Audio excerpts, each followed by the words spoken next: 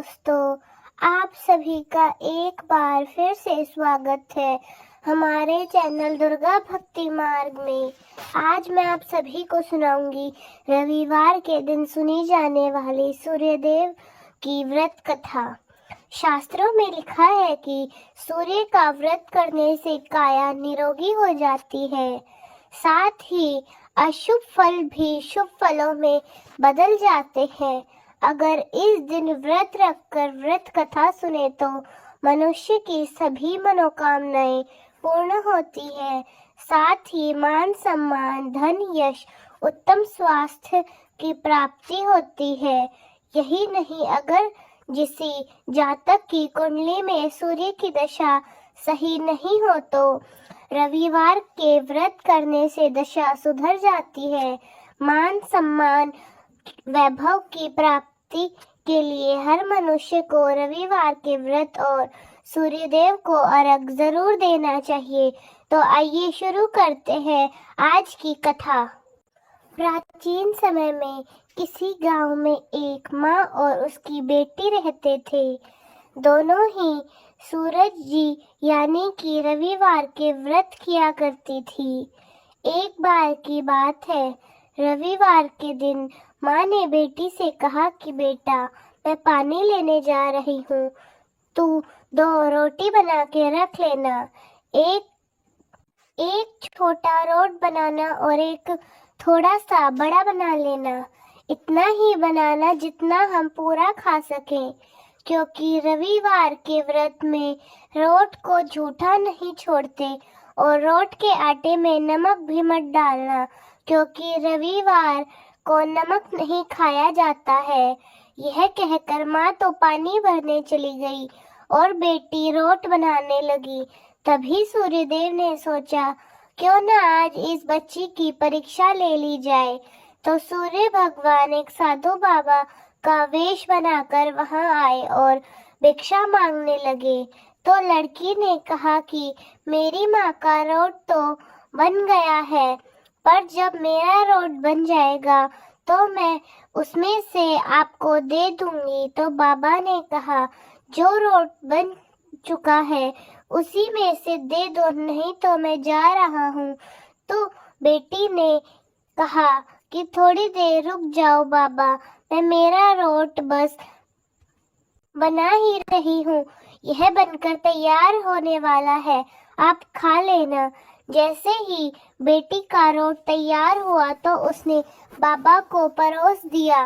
तो बाबा ने उस रोट को खा लिया और कहा कि मेरा तो अभी तक पेट नहीं भरा, मुझे तो थोड़ा सा रोट और चाहिए। तो बेटी ने थोड़ा सिकोड़ तोड़कर अपनी माँ के रोट में से बाबा को दे दी। बाबा उसे खाकर आशीर्वाद देते हुए चले गए। जब लड़की की माँ घर आई तो उसने रोट में से एक कोर तोड़ी हुई दिखी। तो बेटी से पूछा कि मेरे रोट की कोर कैसे टूटी है। तो बेटी ने सारी बात बता दी। तो उसकी माँ बहुत ही नाराज हो गई और बोली कि धिये बाई धिये दे, रोटा मायली कोर दे, मारो दे बंचारो दे। यह कहकर वह अपनी लड़की को मारने लगी। तो लड़की मार की डर से जंगल की तरफ भाग गई और वहां जाकर एक पीपल के पेड़ पर चढ़कर बैठ गई। तो सूर्य भगवान ने सोचा कि बेचारी इस लड़की को मेरे कारण घर से निकलना पड़ा, इसलिए इसकी रक्षा भी मुझे करनी ही पड़ेगी। अब सूर्य भगवान रोजाना उसके लिए चूरमा का एक लड्डू और एक लोटा पानी भेज देते। लड़की मजे से खा पी लेती और वहीं पर बैठी रहती। एक दिन एक राजा शिकार करते हुए उधर से निकला। थकान मिटाने के लिए उसी पेड़ के नीचे आराम करने के लिए रुक गया। तो राजा ने अपने सेवक से कहा कि आज तो मेरी प्यास से जान निकली जा रही है, चुल्लू भर पानी भी मिल जाता तो प्राण बच जाते, वरना आज तो मेरी मौत निश्चित है। पेड़ पर बैठी लड़की ने यह बात सुनी तो उसने चुल्लू भर पानी डाल दिया। तो राजा ने कहा कि अरे सेवक, आधी जान तो बच गई है, एक चुल्लू भर और पानी मिल जाए तो आधी जान और बच जाएगी। तो लड़की ने फिर एक चुल्लू भर पानी डाल दिया तो राजा ने वह पानी भी पी लिया। लेकिन राजा को आश्चर्य हुआ कि पेड़ पर तो कोई तो है। तो राजा ने अपने सेवक से कहा कि मुझे लगता है पेड़ के ऊपर कोई है, तुम ऊपर चढ़कर देख लो कि ऊपर कौन बैठा है। जैसे ही सेवक राजा की आज्ञा अनुसार पेड़ पर चढ़ा तो वहां पर उसे एक लड़की बैठी हुई दिखाई दी। तो लड़की ने सेवक से कहा कि भैया, तुम यह स्वादिष्ट लड्डू खा लो और ऊपर से पानी पी लो, लेकिन राजा को मेरे बारे में कुछ मत बताना। यह कह देना कि ऊपर तो कोई नहीं है, पता नहीं राजा मेरे साथ कैसा व्यवहार करेंगे।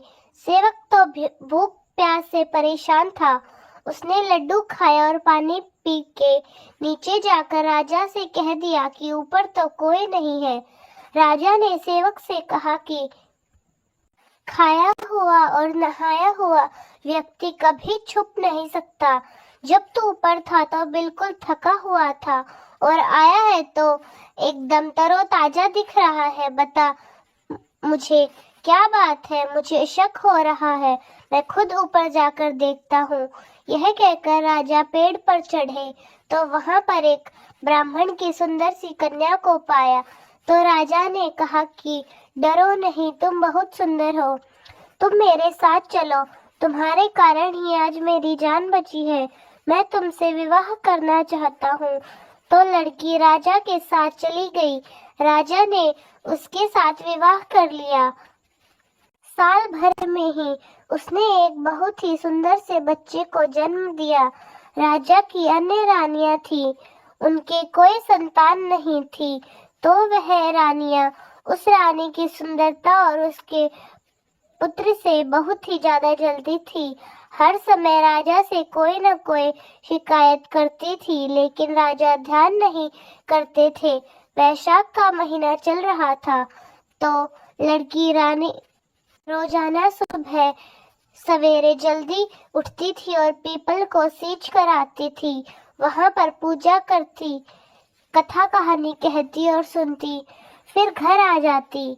रविवार के दिन आकड़े के पेड़ की पूजा किया करती थी और उस दिन व्रत रखती थी।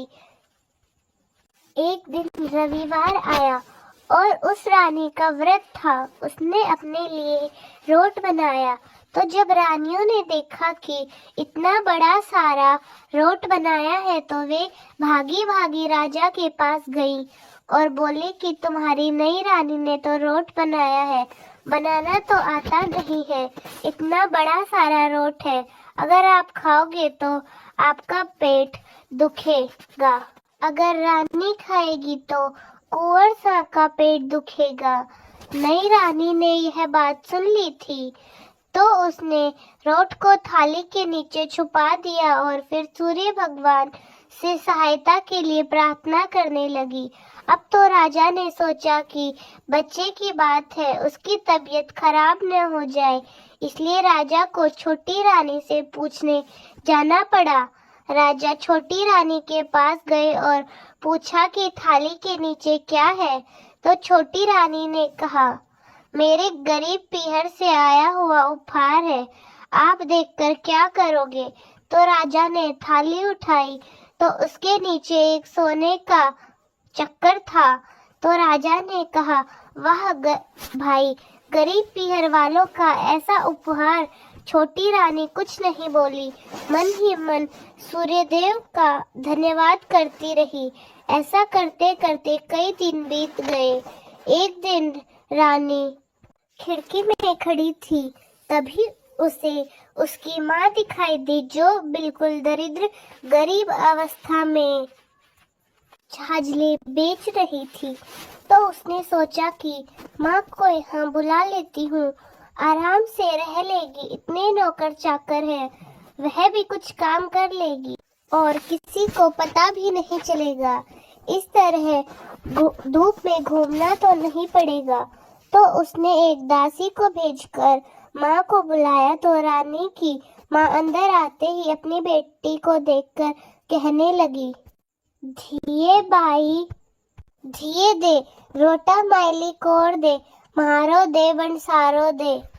तो रानी ने सोचा कि कहीं सबको पता ना चल जाए कि मैंने अपनी माँ को इस तरह महल में बुलवाया है, मुसीबत हो सकती है। तो उसने अपनी माँ को चुपचाप एक कमरे में रहने को कहा और बाहर ताला लगा दिया। ऐसा करते करते 2-3 दिन बीत गए, लेकिन एक दिन राजा की अन्य रानियों को पता चल गया कि इस कमरे में कोई तो है। तभी तो छोटी रानी इसमें बार बार आती जाती रहती है। तो वह राजा के पास गई और बोली कि राजा जी, हमें रानी के व्यवहार पर संदेह होता है। एक दिन एक औरत महल में आई थी, वह महल में घुसी थी पर वापस नहीं निकली। तो छोटी रानी ने यह भी सुन लिया। फिर से उसने सूर्यदेव भगवान से इस विपत्ति से बचने की प्रार्थना की। राजा तुरंत वहां आ गए और उस कमरे की चाबी मांगी। तो छोटी रानी ने डरते डरते कमरे की चाबी दे दी। राजा ने जैसे ही कमरा खोला तो वहां पर एक सोने की मूर्ति थी। राजा ने रानी से पूछा कि ये मूर्ति कहाँ से आई है। तो रानी ने कहा कि मेरे गरीब पीहर का उपहार है। तो राजा ने कहा कि तुम कहती हो मेरा पीहर गरीब है और उपहार इतने कीमती कीमती आते हैं, तो मुझे भी तुम्हारा पीहर देखना है। मैं भी वहां पर जाऊंगा, तैयारियां करो, हम चलेंगे।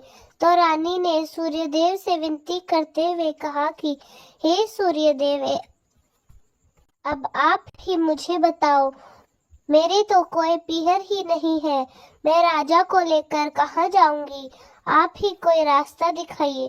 तो सूर्य भगवान ने कहा कि मैं 1.25 की व्यवस्था तो कर दूंगा, लेकिन उसके बाद मुझे नगरी में उजाला करने जाना होगा। आप ऐसा करना कि 1.25 के अंदर वापस चले आना। तो सूर्य भगवान ने जंगल में अपनी माया से नगरी बसा दी। महल, झरोखे, बाग बगीचे, रिश्तेदार सब आदि माया से बना दिए। महल की रसोई में कई प्रकार के व्यंजन भी बन रहे थे। दास दासी वहां पर आ जा रहे थे। तो राजा रानी अपने बेटे के साथ वहां पर पहुंचे तो खूब आओ भगत की। सबसे मिलकर खा पी कर रानी ने कहा कि वापस चलते हैं। तो राजा ने कहा कि क्या जल्दी पड़ी है, थोड़ा आराम कर लेते हैं। तो रानी ने एक बार राजा से कहा कि वापस चलते हैं, लेकिन राजा ने तो वापस चलने से मना कर दिया। तो रानी ने अपने बेटे के चोटी काट दी तो वह जोर जोर से रोने लगा। राजा ने कहा कि क्या बात है, बालक रो क्यों रहा है। तो रानी ने कहा पता नहीं इसे क्या बात हो गई है, चलो महल चलते हैं, वहीं जाकर कुछ करेंगे, मुझे तो बहुत डर लग रहा है। तो राजा वहां से जल्दी चल पड़े। थोड़ी दूर जाने पर राजा को ध्यान आया कि उनकी कटार वहीं पर रह गई। तो राजा ने सेवक को कटार लाने के लिए वहां भेज दिया। जैसे ही सेवक वहां पर गया, वहां जंगल के सिवाय कुछ भी नहीं था। कटार झाड़ी में पड़ी थी। कटार लेकर सेवक भागा भागा आया और उसने राजा को सब कुछ सच सच बता दिया। तो राजा तो पहले ही शक कर रहा था। तो राजा ने तलवार निकाली और गुस्से में आकर रानी से कहा कि सच सच बताओ। तो रानी ने डरते डरते सब कुछ सच सच कह डाला और सूर्य भगवान की कृपा और मदद के बारे में भी उसे सब कुछ बता दिया। तो यह सब सुनकर राजा को बहुत खुशी हुई और रानी को रविवार के व्रत अच्छे से करने को कहा, जिससे रानी का मान सम्मान और भी बढ़ गया। तभी से माना जाता है कि रविवार के व्रत करने से खोया हुआ मान सम्मान वापस मिल जाता है। हे सूर्यदेव, जैसा सुख उस लड़की को मिला वैसा सबको मिले। कहानी सुनने वाले, कहने वाले और हुकारा भरने वाले सभी को मिले। तो दोस्तों, कैसी लगी आपको हमारी आज की कहानी? कमेंट्स में ज़रूर बताएं। धन्यवाद।